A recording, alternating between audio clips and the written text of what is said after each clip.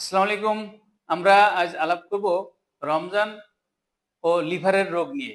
রমজান মাসে এই লিভারের রোগীরা সাধারণত আমাদের কাছে ৩ টা প্রশ্ন করে থাকে যে আমরা রোজা রাখতে পারবো কিনা? আমরা এই রোজা রাখার সময় আমাদের ওষুধটা কখন খেতে হবে? এবং রোজা রাখলে আমাদের রোগটা বেড়ে যাবে কিনা? আমরা জানি ইসলামের যে ৫ টি মূল স্তম্ভ আছে, সেই মূল স্তম্ভের ভিতরে রোজা একটা অন্যতম। এই রোজাটা বছরে একবার আসে। অনেকেরই খুব আগ্রহ থাকে রোজা রাখার। তবে রমজানের বিষয়ে সূরা বাকারার ১৮৪ নম্বর আয়াতে এভাবে বলা আছে যে তোমাদের ভিতরে যারা অসুস্থ সফরকারী তারা ওই দিন রোজা রাখবে না, তারা পরিবর্তে তারা অন্য দিন সংখ্যা হিসেবে রোজা রাখবে। অর্থাৎ তারা যদি এই অসুস্থ থাকা অবস্থায় রোজা না রেখে যদি সুস্থ হয়ে যায় কখন, তাহলে তারা রোজা রাখতে পারবে এবং সেটা কাজা হিসেবে পালন করবে। তাই সেই ক্ষেত্রে দেখা যাচ্ছে কিছু কিছু রোগী সুস্থ হতে পারে বা কিছু কিছু রোগী আবার সুস্থ হতে পারে না। সেক্ষেত্রে আমরা যদি রোগ হিসেবে যদি আমরা চিন্তা করি, যে সর্বপ্রথম আমরা আসি যে অ্যাকুট ভাইরাল হেপাটাইটিস অর্থাৎ জন্ডিস নিয়ে, যেটা সবচেয়ে বেশি কমন দেখা যায়।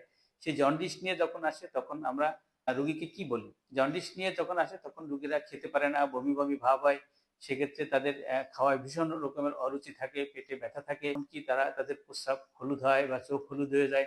সেই ক্ষেত্রে কিন্তু তারা রোজা রাখলে তাদের ডিহাইড্রেশন হতে পারে, তাদের লিভার ফেল করতে পারে বা তারা ইলেকট্রোলাইট ইমব্যালেন্সে ভুগে রোগী অজ্ঞান হয়ে যেতে পারে। সেই ক্ষেত্রে কিন্তু তাদের রোজা রাখার একদমই বিধান নাই। তারা সম্পূর্ণরূপে রেস্ট থাকবে এবং শুয়ে থাকবে। এইরকম অবস্থায় যদি রোজা রাখে তাহলে কিন্তু তাদের রোগটা বেড়ে যেতে পারে। সেই রোগে রোজা রাখলে রোগটা বেড়ে যায় বা জীবনহানির সংহার হতে পারে। সেই ক্ষেত্রে কিন্তু রোজা রাখার ইসলামে বিধান নাই। ২ নম্বর হলো যে ভাইরাল হেপাটাইটিস। এই ভাইরাল হেপাটাইটিস বা অর্থাৎ হেপাটাইটিস বি ভাইরাস এবং সি ভাইরাস ইনফেকশন। এটা দিয়ে যদি অ্যাকুট হেপাটাইটিস হয় তাহলে তো আগের মতোই তারা রোজা রাখবে না। এই অবস্থায় বি ভাইরাস এবং সি ভাইরাস দিয়ে যদি ক্যারিয়ার অবস্থায় থাকে তাহলে কিন্তু তারা রোজা রাখতে পারবে এবং এই রোজা রাখলে তাদের কোনো সমস্যা নেই। কিন্তু তাদের ফলো আপে থাকতে হবে। ৩ নাম্বার জিনিসটা হলো ভাইরাস এবং সি ভাইরাস দিয়ে যদি তাদের লিভার সিরোসিস হয়ে যায়, সেই ক্ষেত্রে তারা কি করবে? অর্থাৎ লিভার সিরোসিসের রোগী যে কোনো কারণে বি ভাইরাস, সি ভাইরাস বা অন্য কোনো কারণে যদি লিভার সিরোসিস হয়, তাহলে তারা রোজার ব্যাপারে কি করবে? প্রথম জিনিসটা হলো যে তারা যদি কম্পেনসেটেড সিরোসিস স্টেজে থাকে, সেই কম্পেনসেটেড সিরোসিস স্টেজে তাদের রোজা রাখতে কোনো অসুবিধা নাই। কম্পেনসেটেড সিরোসিস স্টেজটা হলো এমন যে যখন লিভার তাদের কাজটা চালিয়ে নিতে পারে। আর ডিকম্পেনসেটেড সিরোসিস হলো যে রোগীর পেটে পানি এসে যায়, রোগীর চোখে জন্ডিস এসে যায়, রোগী এনকেফালোপ্যাথি বা অজ্ঞান অজ্ঞান ভাব থাকে, রোগীর কিডনি কম কাজ করে কিংবা রক্ত বমি হওয়ার চান্স থাকে। এরকম একটা স্টেটে কিন্তু রোজা রাখার বিধান নাই। অর্থাৎ এই সমস্ত স্টেজে রোজা রাখলে রোগীর ডিহাইড্রেশন হতে পারে বা রোগীর রোগটা বেড়ে যেতে পারে, ইলেকট্রোলাইট ইমব্যালেন্স হতে পারে। ৪ নাম্বার ক্ষেত্রে আমরা যেটা দেখি যে রোগী ফ্যাটি লিভার নিয়ে আসে, তারা রোজা রাখার ব্যাপারে উদ্গ্রীব থাকে। ফ্যাটি লিভারের জন্য যেটা আমরা জানি, ফ্যাটি লিভারের চিকিৎসারই মূল স্তম্ভ হলো যে ডায়েট কন্ট্রোল রাখতে হবে, ফিজিক্যাল এক্সারসাইজ করতে হবে, আর হলো তাদের কিছু ওষুধ যদি লাগে সেই ক্ষেত্রে ব্যবহার করতে হবে। তাহলে রোজার সময় যদি যে আমরা যেটা ডায়েট কন্ট্রোল অনেকেই করে পারে না, সেক্ষেত্রে যদি রোজাটা ঠিক মতো রাখে তাহলে কিন্তু তার ডায়েট কন্ট্রোলটা হয়ে যায় এবং ডায়েট কন্ট্রোলের মাধ্যমে যদি তার ওজনটা যদি হ্রাস করতে পারে তাহলে ফ্যাটি লিভার চিকিৎসা একটা স্তম্ভে এগিয়ে যায়।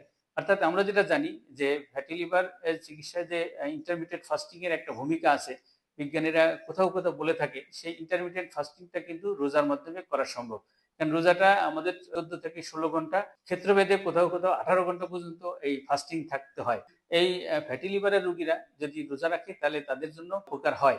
আরো একটা প্রবলেম আছে, সেটা হলো যে লিভার ক্যান্সার। লিভার ক্যান্সারের রোগীরা রোজা রাখতে উদ্গ্রীব থাকে বিভিন্ন কারণেই, তারা ধর্মীয় কারণে হোক, যে কোনো কারণে হোক, তারা খুব উদ্গ্রীব থাকে। তাদের ক্ষেত্রে রোজা রাখাটা খুবই আত্মঘাতী সিদ্ধান্ত। কারণ তাদের রোগটা বেড়ে না গেলেও তাদের যে সিমটম গুলো, এমনি তাদের খাওয়ার রুচি থাকে না বা তাদের বমি বমি ভাব থাকে, তাদের পেটে প্রচন্ড ব্যথা থাকে, সেই ক্ষেত্রে তারা রোজা রাখতে পারবে না। তাদের রোজাটা যদি অন্য কারো দিয়ে রাখানো যায় বা তাদের রোজার ব্যবস্থা যদি অন্যভাবে মিসকিনকে খাওয়ায় যদি সেটা পূরণ করা যায়, তাহলে কিন্তু সেটা ভালো হয়।